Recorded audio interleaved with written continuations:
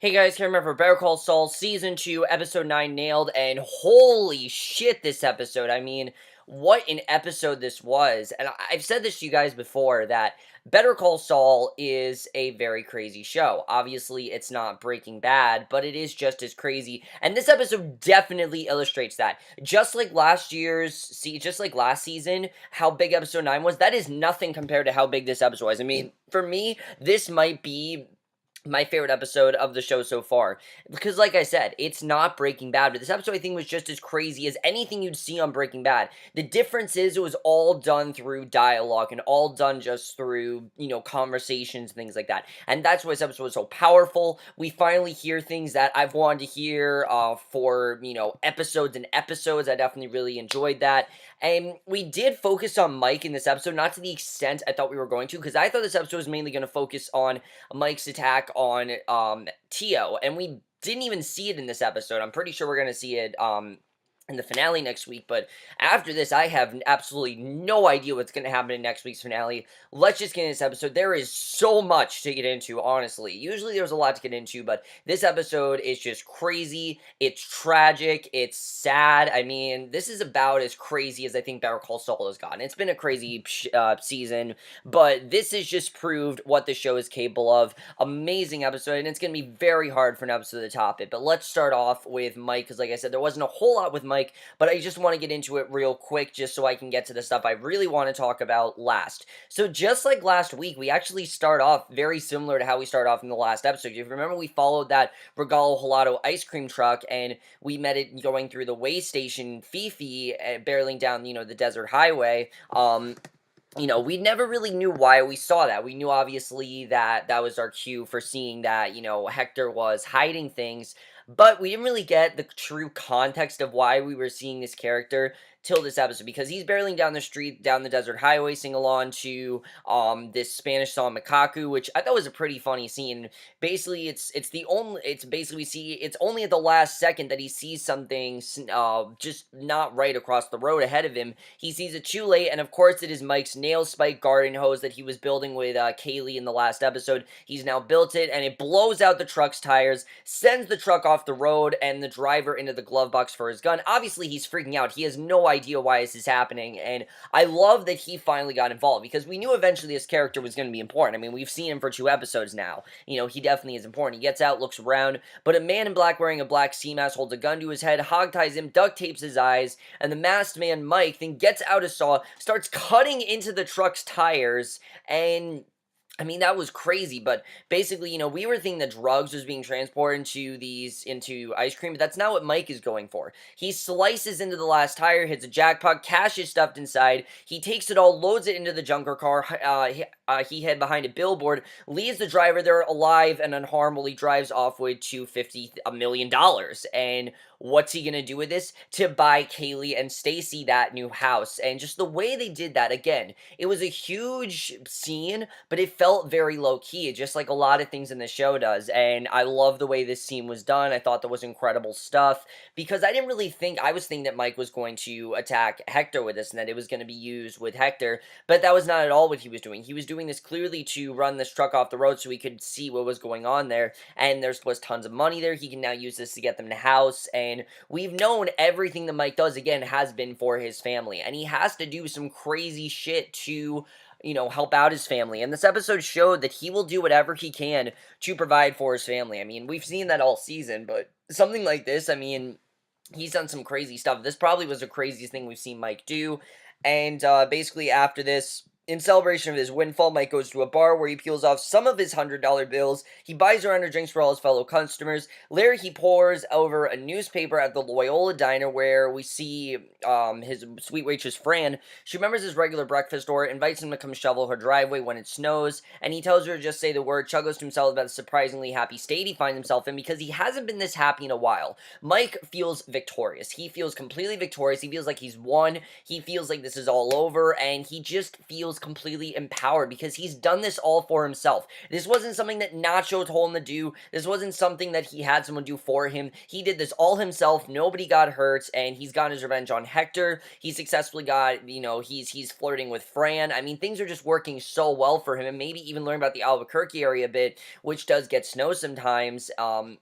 Basically, then he gets this phone call, and if anything, Mike feeling victorious, that ends very quickly, because then he gets a phone call from Nacho, which finally provides some context to this character, because we knew, like I said, we were seeing this ice cream driver for a reason, and what Nacho tells him is crazy. They meet at their usual spot. Nacho wants to know if Mike is the one who ripped off Tio's truck, and he assumes so, because anyone else who dared to steal $250,000 from Hector would have been smart enough to kill the driver. It just would have made sense, but as we know, Mike did not kill him. Mike let him free, because obviously, he didn't mean doing him any harm. He was just getting the money. He was just doing whatever he could to get the money, but he didn't want to kill the driver.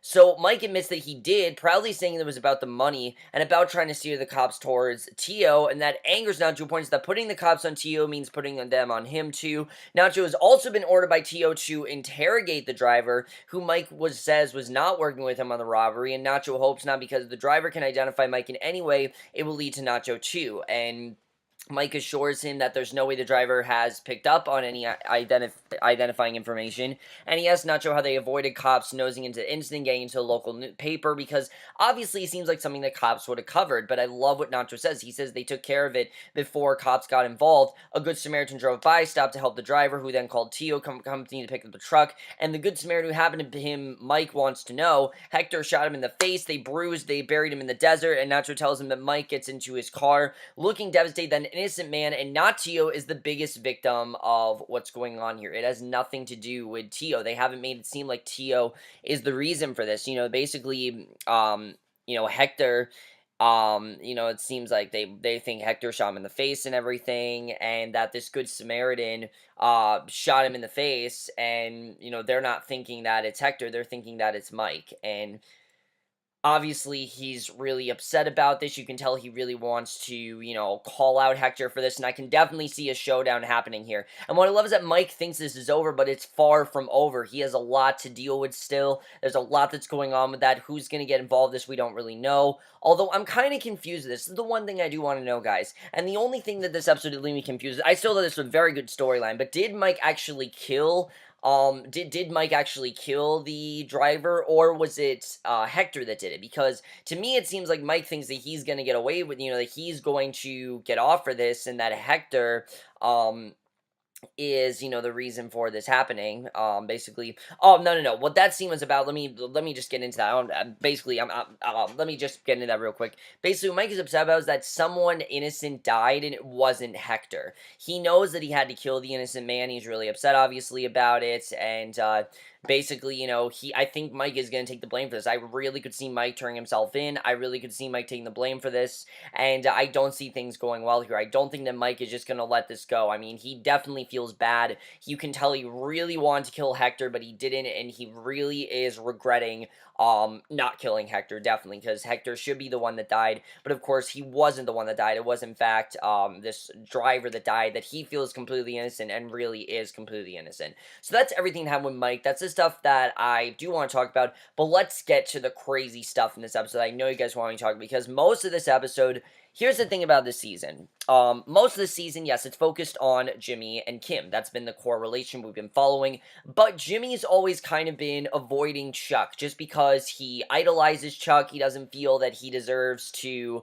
be near Chuck. He just feels that Chuck is more successful, and that Chuck deserves more than he does, and that's why he's kind of avoided him. But as we know, things have gotten really crazy between Jimmy and Chuck, and this is the episode where all that comes to a halt. Everything comes out, everything that Jimmy's ever done, everything that Chuck's ever done, it all comes out in this episode, and it really felt like the penultimate episode of season 1 again. And I love how Better Call Saul uses the penultimate episodes and makes them just so crazy, because this really was insane. So Chuck is getting ready for a rare professional outing, and by the way, guys, I thought we were in for a low-key finale. Just the way this was headed, I really thought we were in for a low-key finale. Definitely not happening after this episode. I'm going to say it right now. That is definitely not happening. So after getting Mesa Verde back to HHM, he's personally going to rep the bank at their regulatory commission meeting to get the new Scottsdale branch approved. And Hamlin's worried about his comfort and offers to oversee the hearing himself, but Chuck tells him that he finds victory laps very comforting, and off they go. So at his meeting locale, Chuck starts to have a reaction to the lights and the security scanner, but Hamlin encourages him, and then he's recovered by the time the head of the New Mexico State Banking Board welcomes him back. And of course, we've always known that Chuck is sensitive to lights, and he hasn't really let it bother him as much this season. It hasn't been as crazy this season, things like that. He's kind of been the head of, he's been part of HMS. I mean, like I said, we knew eventually it was going to become a problem because it's something that we emphasize so much, in season one. But it hasn't really become as much of a problem this season till this episode, and this is probably the worst that Chuck's ever been.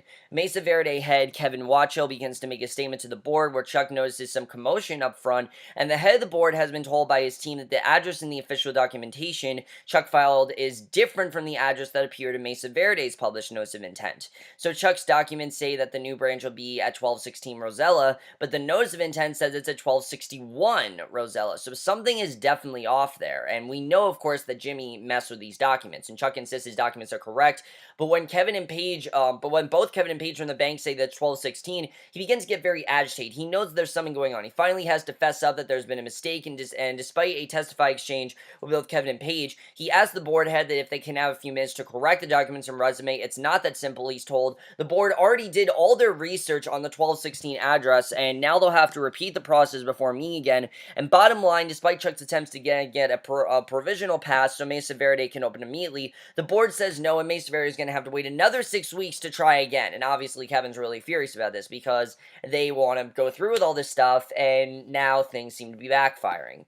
So Chuck then noticeably starts to react to the lights, and by the time he and Hamlin walk into his house, he is in full rage mode. I mean, he wants to find out immediately what's going on here. He knows there's something not going right, and he just says, this is not possible. He's sure he didn't make a mistake, and when he looks at his Mesa Verde files, he sees the 1260, they say 1261, and Hamlin advises that they move on, and that, bad things happen, but they move on from it, pointing out that an office full of assistants and paralegals, not to mention him, also didn't catch the address discrepancy, and Chuck insists that it was 1216, as the look in his face says he's just made a realization, and he just realizes that this was no mistake, and basically realizes that Jimmy is the one responsible for all this, and that Jimmy did this to him, and he knows that this is Jimmy. I love just the reaction in Chuck's face just changes so much here, and it's just his reaction. You can tell he knows that Jimmy is responsible. He doesn't need to even think about it. He knows that Jimmy did this, and he's gonna go after him for it.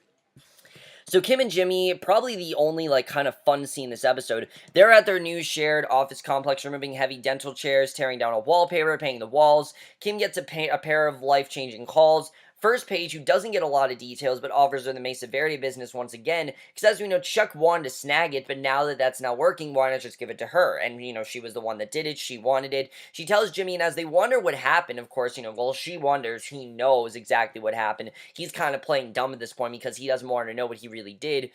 Obviously, she's, kind of freaking out here because, she thought for sure that she had lost Mesa Verde, if you remember last episode, and she begins to take off everything she needs to do to get ready for a big client. She gets another call. It's Ernesto, who tells Chuck wants to turn the Mesa Verde files over to her right away and would like her to come to his home to get them. She agrees, and Jimmy offers to accompany her to carry boxes, and she asks if he wants to carry boxes or gloats, and, he says some from column A, some from column B. It's a really nice, lighthearted scene, but it's very much ruined after they get to Chuck's house. Because after they get to Chuck's house, that is when this episode gets crazy. Look, Mike's stuff, like I said, was pretty crazy. But Chuck was really where things were crazy here. Jimmy tries to let himself in, Kim in, but finds the locks have been changed. And Ernesto opens the door for them. And once Kim and Jimmy are inside, Chuck dismisses Ernie. He's wrapped in this place blanket and tells Kim he has hoped to talk to her alone. But as Jimmy's there too, it's probably time to clear the air. And Chuck just says straight out, he sabotaged me. He says that. He says, look, he's done this to me, that yesterday was the worst stressful humiliation of his life. A single transpositional error cost his client time and money and permanently damaged his reputation. And then he realized it wasn't an error at all. In the dead of the night, he went through his Mesa Verde files, and Chuck continues laying out exactly what he thinks happened with the transpositional error, but we know exactly what happened. And basically, he's exactly correct. Basically what Jimmy did, he's exactly correct with that. There were 13 documents in the file. That includes the address of the proposed new office, and each one was pulled out. The new and correct address was cut and pasted in. The photocopies remain in place in the files. And as Jimmy knew these would be the documents Chuck would use to file Mesa Verde's paperwork to the banking board. So Chuck basically has figured everything out. Chuck's not dumb. He obviously knows that Jimmy was going to sabotage him. Obviously, he knew he wanted to snag the, Mesa Verde, and he wanted to please his girlfriend. So Jimmy is just saying, this is sounding like a lot of work, that there's no way this guy actually could have happened, that this is a lot of intense research, and Chuck tells him that no one ever accused him of being lazy. Every other sin in the book, but not that one. And I love this scene between Kim and Chuck, because you're expecting Kim to walk out on Jimmy. I was expecting Kim to leave Jimmy, to be like, why are you doing this to me? You can't support me. Why are you, doing this? I mean, Jimmy wasn't there when Kim got this whole Mesa Verde thing sorted out. We've known that from last episode, that Jimmy will never fully understand what Mesa Verde means to Kim. He doesn't know how hard she worked and all those calls she had to make and that montage she had in episode 5. He doesn't know about any of that. But Kim isn't mad at Jimmy. If anything, she takes Jimmy's side, and what she does do, I think, is a lot more interesting. Chuck says that he knows that Kim wasn't involved, that Jimmy did this in a twisted romantic gesture for her. Tellingly, Jimmy doesn't categorically deny any of it. He's not basically, he doesn't straight out say he didn't do this, but he doesn't say that he, didn't either. He doesn't say that. So he makes statements to deflect attention from what Chuck's accusing him of, saying that they don't have to listen to this, and, that he did this for some business, but never saying he didn't do what his brothers figured out he did. He knows that he was wrong. He's taking the blame for it, but he did it for a reason. He did it to please his girlfriend, and Jimmy and Kim exchanged, and he didn't just do it for Kim. He did it because he knows how much it meant to her, and he also doesn't think his brother really deserved it, that this was wrong, and Jimmy and Kim both exchanged a look that says she knows what Chuck is saying is true, and Jimmy knows that she knows. She knows that all the stuff he's saying he did do, but she's not necessarily upset about it. In fact, what Kim says, I think, is very interesting. Basically, Chuck pushes on, telling Kim that now she's aware of what Jimmy has done. She has to, as an officer of the court, and the attorney of record for Mesa Verde tell Kevin exactly what happened. Kim points out that if what Chuck says is true, Jimmy could be charged with forgery, fraud, and falsifying documents. She wants to know what evidence the older McGill has, and he tells her that his evidence is knowing his brother for his entire life, but she tells him that she believes there's a simpler answer, that Chuck made a mistake pouring over 10-point type lit by a lantern, and he yells that he did not make a mistake. He's freaking out about it, and basically, Kim says that she knows he's not perfect and he cuts corners, but he's the one that made him this way. And in many ways, yeah, I mean, we know how tense things have been between Jimmy and Chuck. Kim expected Jimmy to do something like this. I don't think Kim is at all surprised. She knew that Jimmy would do this. I mean, she knows Jimmy and Chuck's history, and given their history, this really isn't surprising that Jimmy would do something like this. I mean, obviously, it's crazy that he would sabotage his brother, but because of the way things have been, he really had no choice. He wanted to help Kim. He didn't want her to lose this, and basically, I love what Kim says here. She talks about how much love Jimmy has for him and how he doesn't hate Chuck. He loves him. He wants to be like him. He idolizes him. He takes care of him. And all he ever wanted was his love and support. But all he's ever done is judge him. He never believed in him. He never wanted him to succeed. And that really is true. I mean, Chuck has never said straight out, I want you to fail. He's never said that. He does say that you're going to fail as a lawyer. If you want to be a lawyer, you're going to fail it, and it is the wrong career to be in. As we know, Chuck just doesn't think Jimmy's good as a lawyer. But it really is ruining a lot of what Jimmy wants, because Jimmy does want to be a lawyer. That is what Jimmy wants. That's his passion, and that's kind of crushing who Jimmy is as a human being. And I love what Kim says, that she feels sorry for him, and she feels sorry for Chuck as well, and she doesn't really care that this has happened. She knows it's happened. She's taking Jimmy's side, mainly because Chuck deserves this. I mean, after everything he's done, he really deserves this. He deserves to lose a lot, and Chuck is just crushed, knowing that no one is going to help him, knowing he has basically no allies whatsoever. I mean, he really is pissed, and you have to understand why Chuck is so upset. I mean, I really felt that genuine emptiness inside Chuck. He really is empty inside, like I said, knowing no one's going to help him. Jimmy carries the Mesa Verde files boxes to his car. Kim gets in, punches him in the arm really hard several times. Obviously, she's mad at him for what he did, but she understands why he had to do it. So that night, Jimmy brushes his teeth, and that scene was just insane. I mean, that scene alone, I was like, this is an incredible episode. But that's not what makes this episode so crazy. Because that night, Jimmy brushes his teeth. He apparently secured a regular spot in Kim's toothbrush holder, and he gets into bed where Kim is working. He asks if she wants to talk about what happened, and she says, not now, not ever. She wants to move on from it. He tells her he thinks that she was mentally in Mesa Verde, and now all is right with the world, and he turns out the lamp on his side of the bed and prepares to slumber, and she doesn't really care. She says straight out, your brother's one smart lawyer, and Jimmy says he's the smartest one he knows, no offense to present company, and she says that he would be a good adversary, the kind of adversary where he'd find even the smallest crack in his defense, and going against him, he'd really make sure that he's got all his I's and T's crossed, nothing for him to find. And really, I think that's where we're headed next season, is that Jimmy and Chuck are going to be against each other completely. They're going to be fighting, they're going to be competition, and Kim thinks this is good for them, that they need an adversary, and this really will get Jimmy to get all the details right, to not bullshit anything, to not just do things the way he wants, to actually really work hard and really get him to kind of shape up a little bit, and that's exactly what Kim's want. All Kim's want is for Jimmy to tell the truth, and that's, for him to just do what he needs to do and do things the way she wants him to do it, and now he's finally going to do that, and Kim could not be happier. So Jimmy gets her message, he jumps out of bed, grabs his car keys, drives to the coffee shop where he spots Ernesto inside, talking to Lance, the shop clerk, and once Ernie leaves, Jimmy goes in, offers Lance a tidy sum of cash to say he does remember Jimmy being there. He adds another $20 so Lance will erase the security tape and then hides across the street because he knows Ernie will be back, and he is with Chuck in the passenger seat. Chuck is clutching and basically, he is, in fact, back because he knows Ernie's going to be there, and Chuck, of course, is in the passenger seat, and the way the scene was done, I just loved. I also love that we did get a little humor here with Jimmy. Even though he's crushed, it's not going to stop his humor. That's just who he is as a person, with him talking about pina coladas. I thought that was a good scene, but it really sets us up for the pure sadness and tragedy of this episode. I mean, this really is a tragedy when you look at it.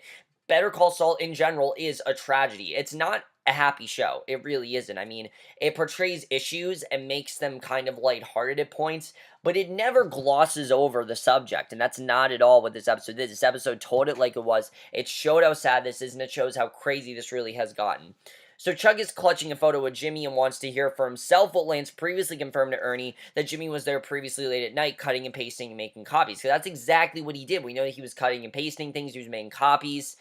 But Lance is changing his story, and Chuck is already uncomfortable being in the shop under, these harsh fluorescent lights. The way this scene was done, just the psychological side of Chuck, I love, because constantly you see Chuck, he's not feeling well, but he's trying to make himself feel good, and he's surrounded by all sorts of electronic equipment, but what Lance is saying just makes him feel worse and worse, because Lance continues to deny that he didn't remember seeing Jimmy in the shop, and Chuck becomes more and more agitated, and when Ernie says that maybe he should get Chuck home, Chuck tells him straight out, do not speak to me as if I was a child, I'm fine, and it really does show that Chuck doesn't feel like he needs his help, which we know he does, but he doesn't think he does, and basically, we see that he's not okay, his eyes are getting woozy, his eyes are fluttering, he's wincing in pain, he's leaning against the counter, and Lance's story change is also making him angry too. I mean, just between that and the lights obviously already affect him, but Lance's story is really what's making Chuck so tense. I mean, just knowing that Lance is directly taking his brother's side and denying everything that Jimmy did, because Chuck knows that Jimmy did this, he just needs confirmation, he just needs to hear from someone that he did do this, that's all he wants to hear.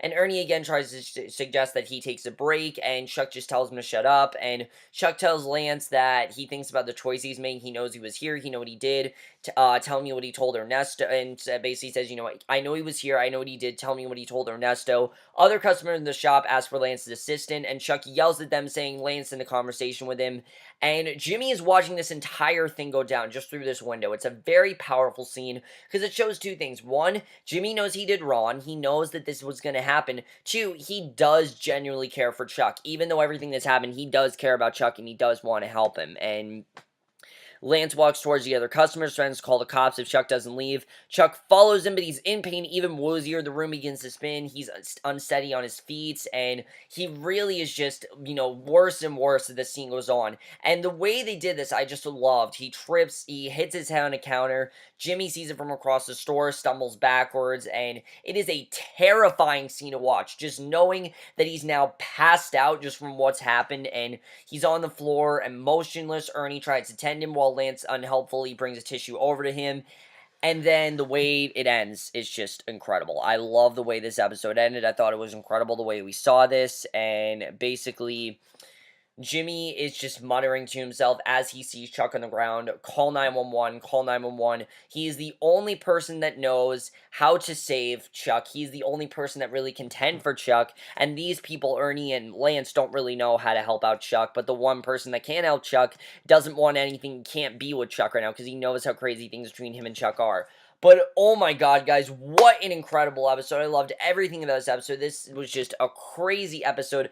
This episode just fired on all cylinders. It showed what the show is capable of. It showed how character-driven the season's been. It shows how tragic this show really is. I mean, it really just showed everything this show has done to its fullest potential. I absolutely love that, and it really didn't leave anything out that I think it shouldn't. I love exactly what we saw between Jimmy and Chuck, because I think, like I said, Jimmy does care about his brother. There's no denying that he did want to help his brother in that moment, but he knew his brother did not want to see him. His brother wants absolutely nothing to do with him right now, so he can't help his brother just simply because of that. And even though he wants to, he can't do that. And is Chuck going to be okay? I mean, clearly Ernie and Lance, they're good, but they don't really know what they're doing, and that's something that Jimmy really does see. So I'm wondering if Jimmy's going to jump in there, because he's not going to let Chuck die. He's just not going to let that happen. But at the same time, he didn't do anything because he knows that Chuck doesn't want to see him, and he doesn't want to make Chuck's life even worse. He already knows that the whole reason this happened is because of what he did. And I think Jimmy was prepared, but he didn't really think of the consequences. And that's really what this episode was all about. It was all about the consequences and things like that, which I definitely really did love. Let's talk about Jimmy and Kim, because things seem to be okay between them. Obviously, she's not forgiving him for what he did, but she understands why he had to do it. And this definitely is starting to show that maybe these two won't be as close. And obviously, Jimmy just want to get, his revenge on Chuck. But now, I think he's most concerned about saving Chuck, because Chuck is clearly in a terrible condition. I don't think Jimmy knows what to do, and the only way to save him is to do what he's been doing, is to take care of him, which I know Chuck doesn't want. But that's exactly what he needs. He needs someone like Jimmy. He needs someone to take care of him, and he can't just keep denying it. Even though he wants to, he can't just keep denying it, because that's really what's making him so ill, and that's what's making him this state. I mean, what's really making him so ill is the fact that he knew that Lance again was taking Jimmy's side. Everyone seemed to be taking Jimmy's side. Nobody seems to be taking Chuck's side. And I think all Chuck wants is an ally. But the thing about Kim saying that Chuck is a good adversary for Jimmy, I think is interesting, because it does make me think we're going in this direction where Chuck's going to be our antagonist of the show. I mean, Jimmy very much is an antagonist himself, just because of the way he acts, the way he's very much doesn't make the best decisions, things like that. But Chuck is a good adversary for him. These two have a lot to deal with, and there's a lot of blood to boil, and I don't really know. They're definitely not going to get over this episode. It's not going to happen. There's no way in one episode they're going to patch things up. I mean, this has gone on all their life, and it's just getting worse and worse, you can tell, and I don't really know how this is all going to play out. We'll have to see what happens there. It's going to be really crazy. Hamlin's not even taking his side. I mean, everyone thinks that Chuck screwed up, but Chuck knows that Jimmy did wrong. And is Jimmy going to confess that he did wrong? I mean, I don't really know what's going to happen. Is Chuck even going to survive? I mean, there is a very good, there is a very good chance that Chuck could be dead and that we're not going to see him anymore. And what's going to happen? How's this going to affect him? I mean, clearly he's going to be he's going to be even in worse shape than he was, but how's Jimmy going to live in himself for what happened? Because Jimmy knows that he's the reason for this, and I don't really know what Jimmy's going to do because of this. I mean, he can't really do anything, but he knows that he's the reason his brother is like this, and I don't really know what's going to happen. We'll have to see what happens there, because that's going to be interesting as well. How's Kim going to react to this? I mean, there are so many questions going through my mind in terms of this accident, but let's get back to Mike, because there are questions with Mike, definitely. So basically, is Mike going to take the blame for what happened with Hector? Very much like Jimmy, everything that happened is Mike's fault, which again, he had good reasons for doing it, just like Jimmy did everything to save this company and prove his allegiance to his girlfriend and to do something good for her, because he hasn't really done anything for her. Mike did this for his family, and obviously, he's really upset that the ice cream driver did die and not Hector. There definitely is going to be a showdown between these two. I think things are going to end up really bad there. I think Hector is going to end up in the wheelchair. We'll have to see, though, but this is definitely not over. I know there's going to be a whole fight next week. That definitely is going to happen.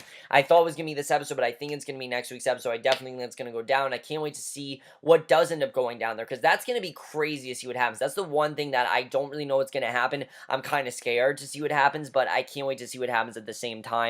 And then Nacho, what's Nacho going to do? Because clearly he is not going to let Mike take the blame for this, because Hector should be in jail. I mean, he's done so many things and things like that he should be in jail. He's been outright threatening Mike's family, so we can press charges just for that. But in general, Hector is this figure in Mike's life that's just making his life worse and worse. And even though Mike did something good for his family, it complicates a lot of things for him. What is he going to do with his money? Is he going to be able to use it? Is he going to get in trouble? I mean, we don't really know what's going to happen next week, and I really do love that. And I know at some point Jimmy and Mike's plots are going to come together because that happened last year, and I think it's going to happen again this year, but that's going to be very interesting.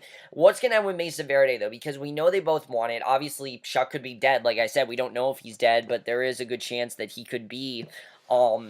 But is Kim going to snag it? We'll have to see. I mean, there are a lot of possibilities of what could be happening there. We'll have to see what happens with that. We did get another scene with Jimmy shooting a commercial, which I definitely really did enjoy, and I'm wondering where that's going to go as well, if maybe that's where Jimmy's headed. We know that he's getting further into becoming Saul. I'm going to say it probably by the end of the season, Jimmy will be very close to becoming Saul. I kind of feel like he might be like Saul next year. We'll have to see. But overall, guys, I am so pumped for this finale. What an incredible episode. Amazing stuff. I am just floored over this episode. It really showed me what the show was capable of. Let me know what you guys saw of this episode. Like I said, probably my favorite episode of Better Call Saul thus far. I know a lot of people said season 1, episode 9 is the best episode of the show. I think this episode topped that in every way, because that episode was about setting up the tension between them and setting up the feud and showing what was really going on with Chuck, while this episode just, bared on all cylinders. It fired on all cylinders. It showed Chuck's distaste for Jimmy. It showed what Jimmy could do to Chuck. It shows how Jimmy can affect Chuck, things like that.